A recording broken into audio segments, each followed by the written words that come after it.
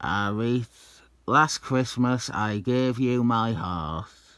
So this year, to save me from tears, I'll do Incredible Hulk Annual 15. This does actually tie in significantly to last year's Christmas video. When I realised that, I had to save this issue for Christmas.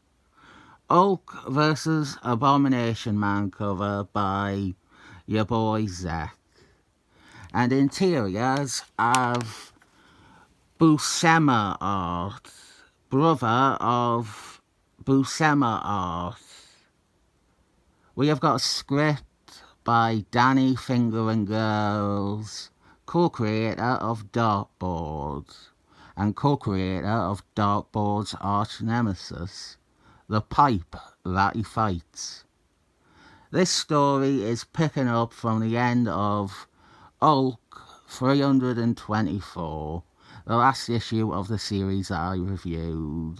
David Banner was transformed into a new Hulk, the Grey Hulk, and we only saw him for like a page. We didn't get much on him in that issue. We quickly get that backstory here, and this does very cleanly and neatly slot right in between issues of Incredible Hulk, and that is really good. But with that comes a different set of problems. We have some legitimately frustrating, repetitive ideas that are flying in the face of anything learned over the last year or so of Hulk stories. And while this does fit into the run on the series, we get plenty of info about the new Hulk handed to us in this that we have not had established for us yet, but that the characters all know somehow. Elsewhere, we have Summit fallen from the skies, fallen from space, and it crashing on Earth. Shawoom. Is that something they have at SeaWorld? That's the noise my mama makes when she falls in the shower. Rom has arrived. SHIELD are there to meet whatever has crash landed, and it turns out why it is Abomination Man, Hulk's nemesis Abomination Man.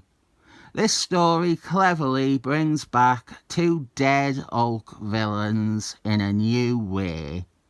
Abomination Man, he had been disintegrated in Bill Bungalow's run.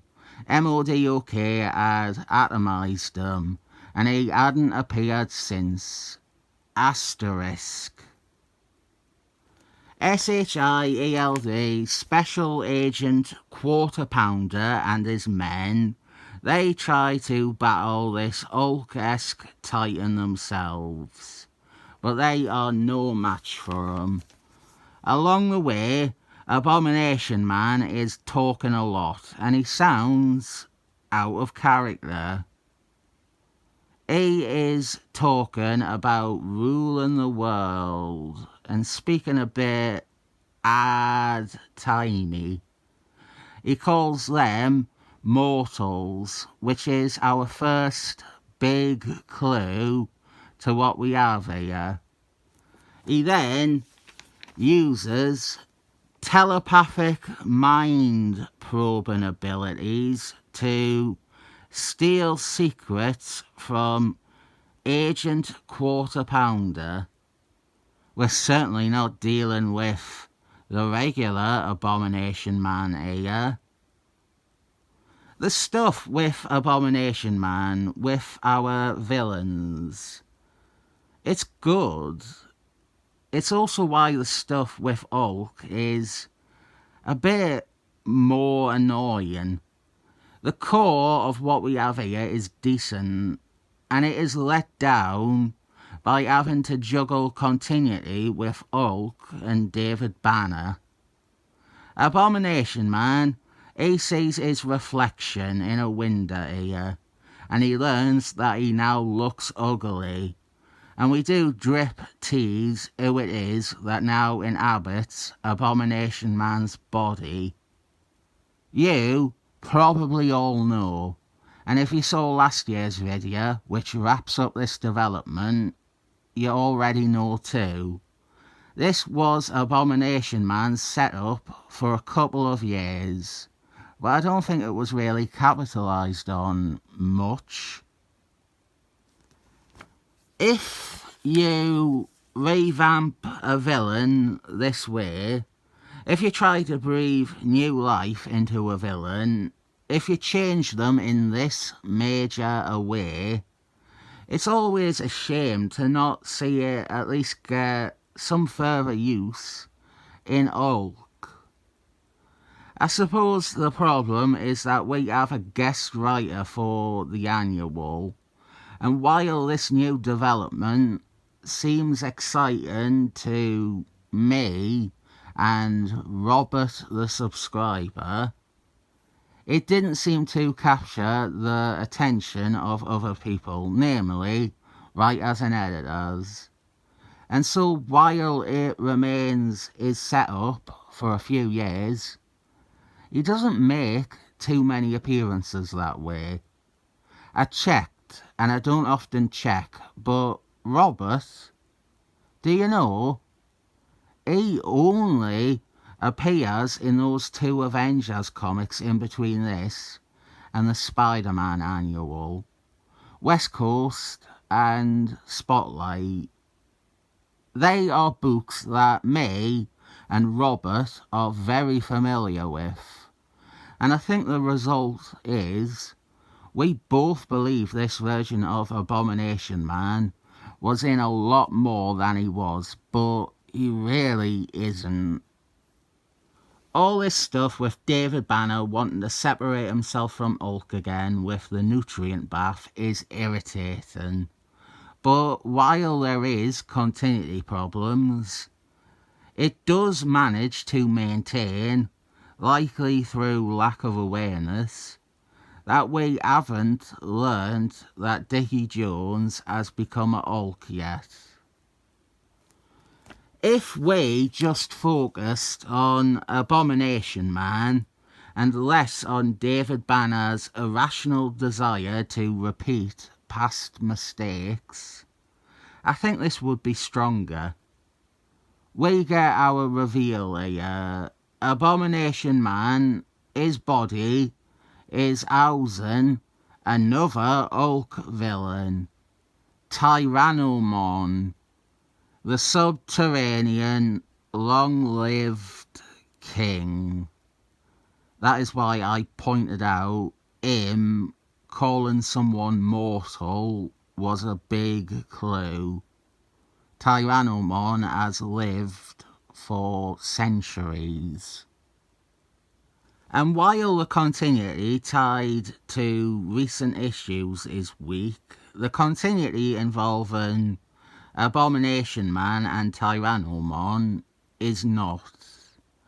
Here we explain how Abomination Man, how his atoms wound up spreading into the sky. We see MODOK killing him, and then those atoms being sucked off into a vent. And then we get where Tyrannus comes into things.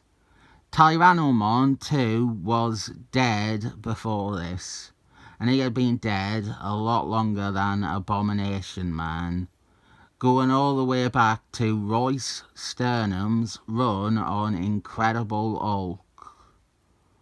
He ended his time on the series with a big story arc with Tyrannus, which ended with Tyrannus abandoning his body to become one with the eternal flame or some shit.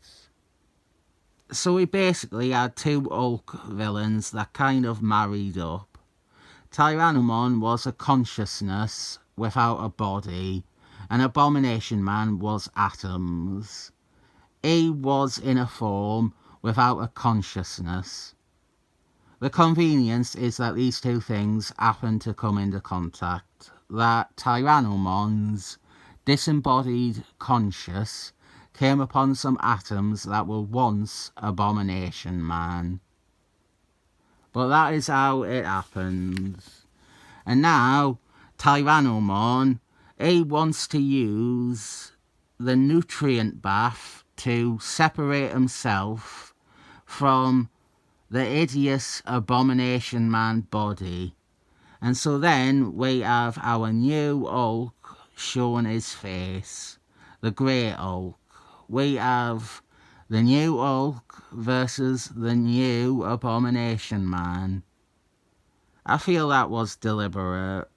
It is a very Marky Mark J school of editing conceit. The editor of this is Bob Patrick Harris.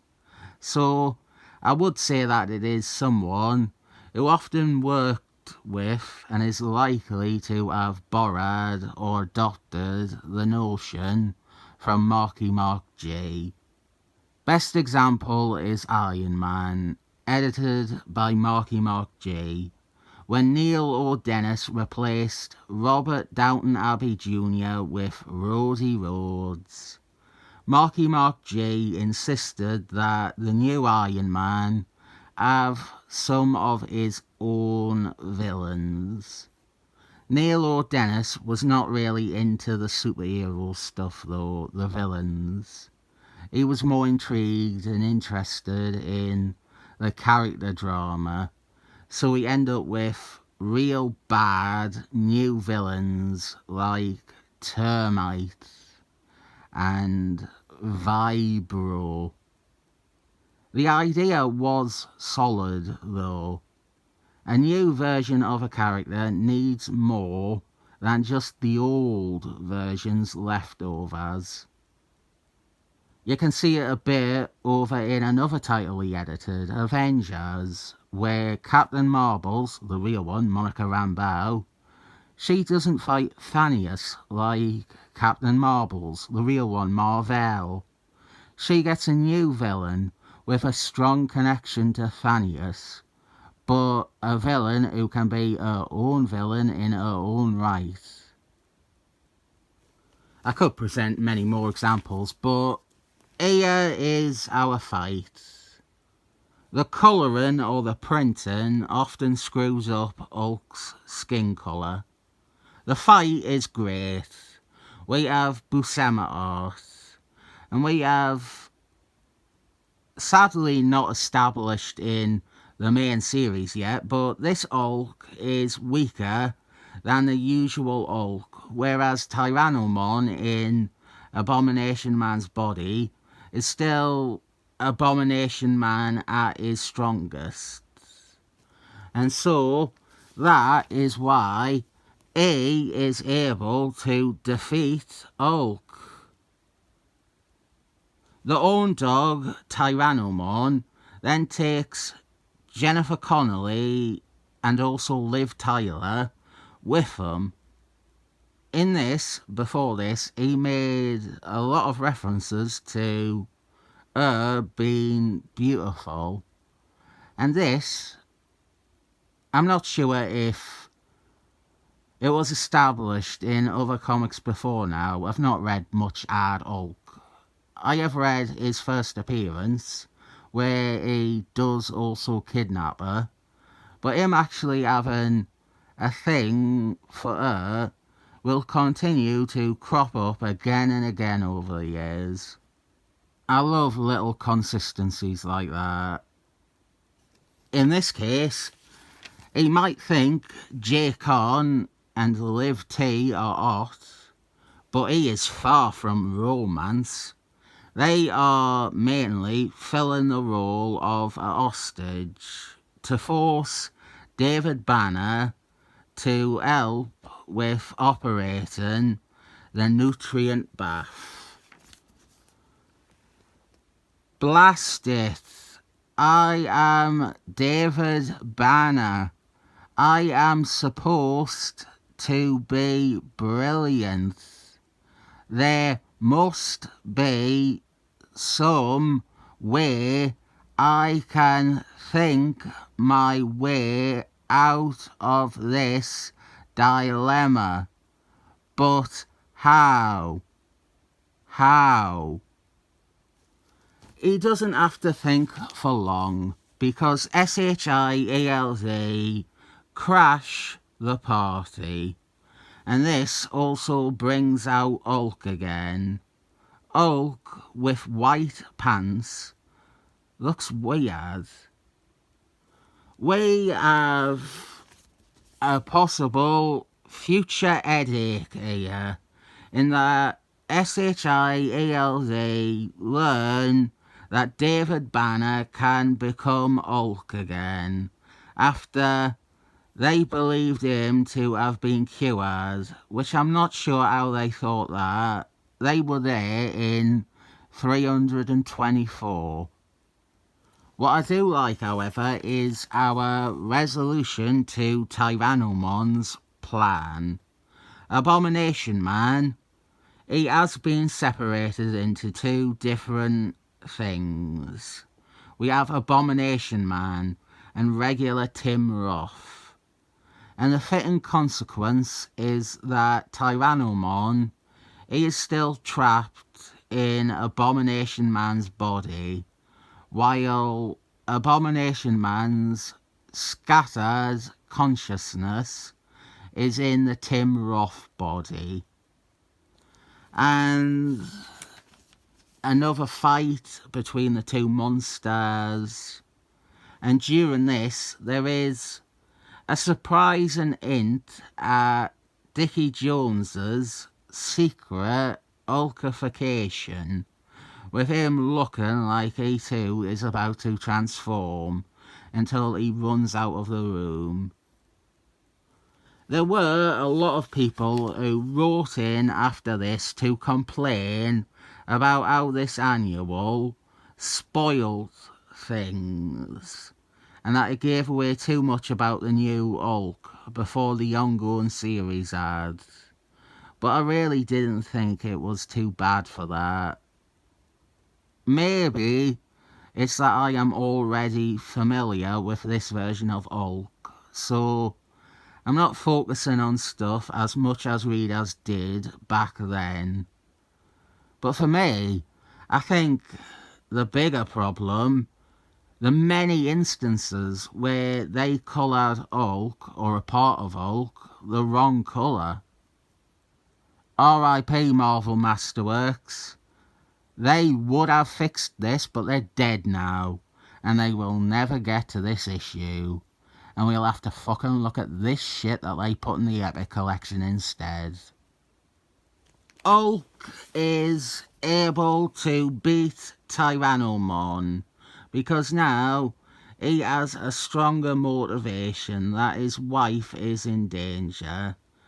Something I didn't point out, but back when we were getting the origin story behind the Tyrannomon and Abomination Man fusion, they did reference Abomination Man's random continuity problem laced appearance in Secret Wars II. Satan sent a bunch of supervillains to kill Beyonder Man. Abomination Man was among them, even though he was meant to be dead at that point.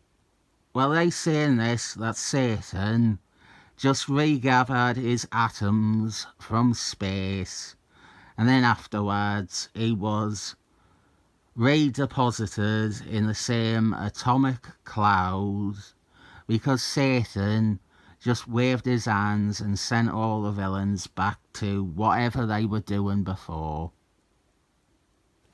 I got excited here, and I bet Darth Knight the subscriber did too, because we are left to believe Jennifer Connelly and Liv Tyler have ran out of oxygen and died. But then she is okay, and we have to put up with her for another 140 issues. That is my review of this Hulk annual, and there is parts of this I really enjoyed. I like the creative means of bringing back villains in a different way. I like the fights themselves and the artwork. I think other than the contemporary continuity, the stuff with the current continuity in the main series, the other continuity used and exploited is strong. With annuals, the biggest criticism is usually that they don't really matter, or that they are skippable, or that they don't really go with the ongoing series. Well, this sort of does, and in doing so, it invites a whole range of other problems with what information it does and doesn't have. I think I'll give it 7 thumbs up though.